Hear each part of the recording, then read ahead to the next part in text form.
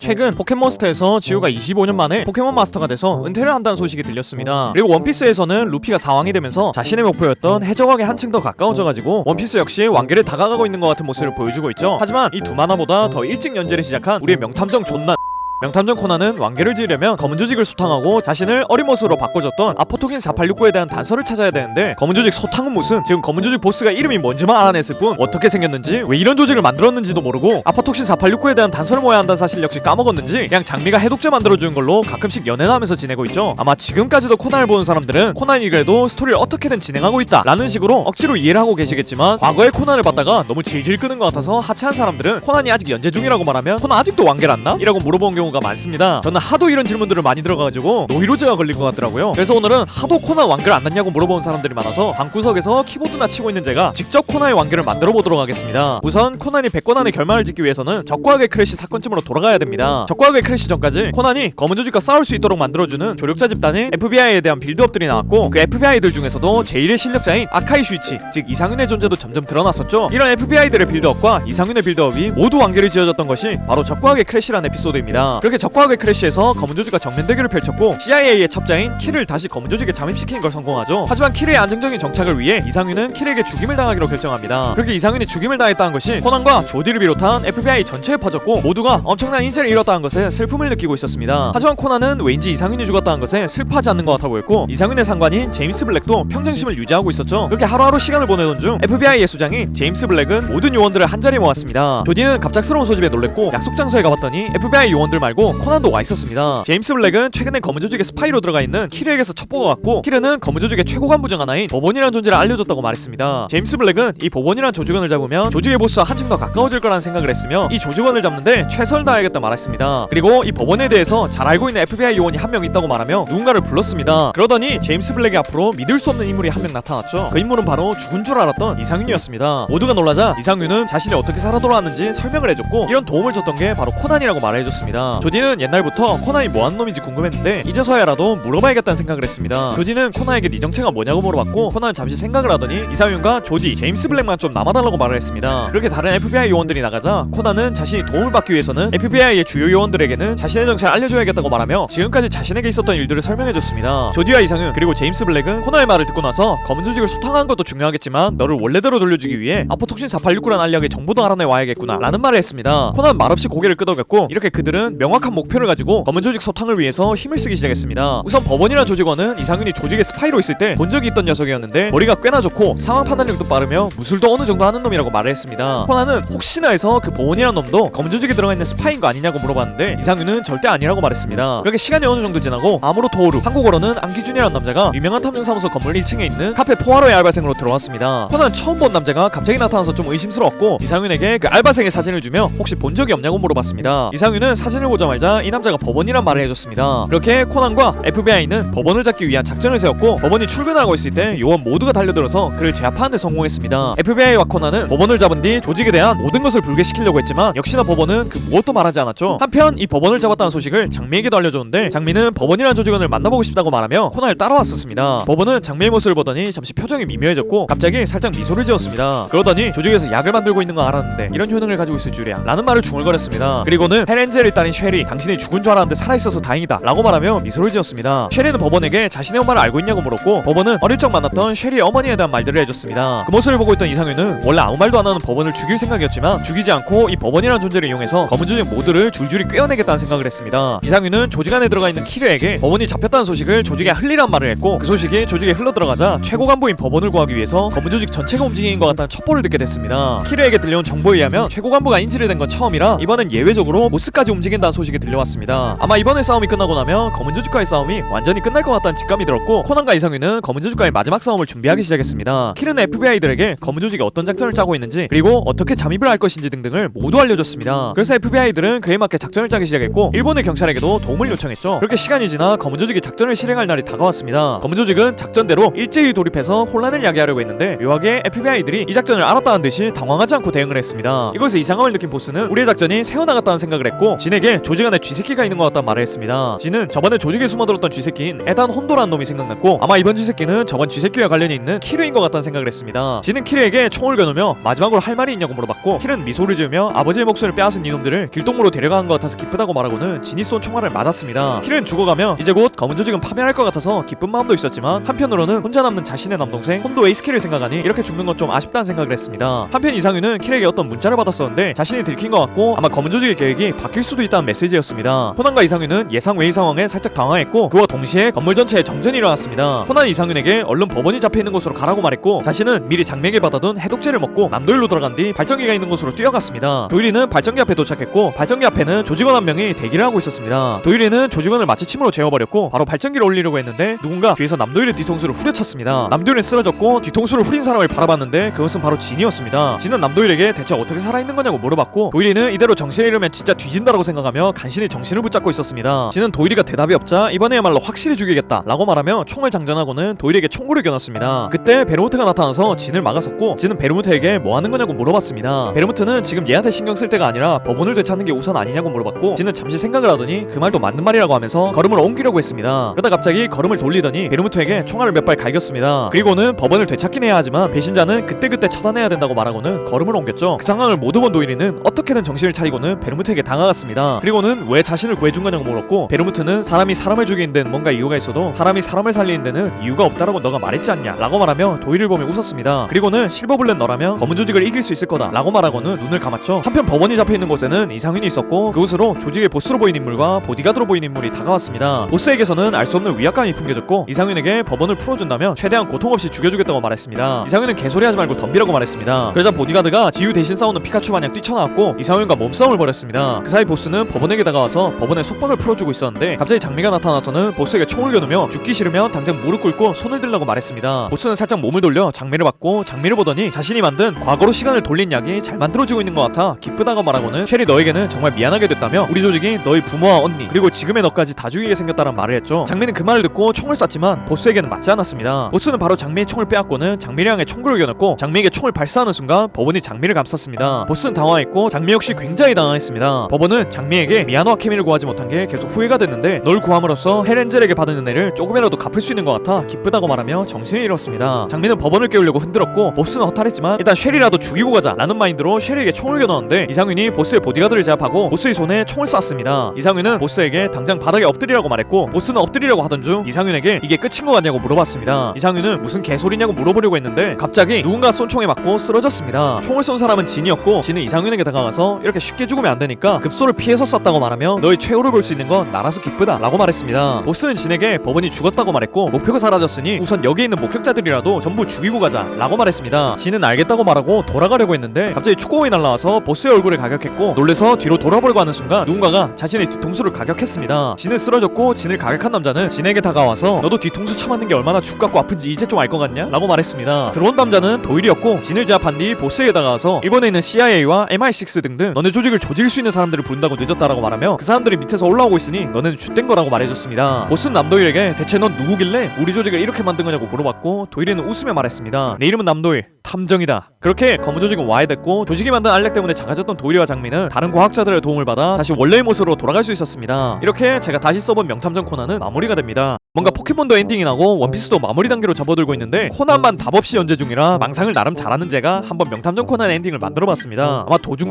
말도 안 되는 부분도 있을 거고 뭐 좀 연결이 안 되는 부분도 많을 것 같은데 그냥 너그럽게 넘어가 주시면 좋을 것 같네요. 여러분들 반응이 어떻게 나올지 진짜 전혀 예상이 안 가는데 부디 재밌게 봐주셨으면 좋겠습니다. 이런 영상 항상 봐주셔서 너무 고맙고 전 더 재밌는 영상으로 돌아오겠습니다. 그럼 다음 시간에 만나요.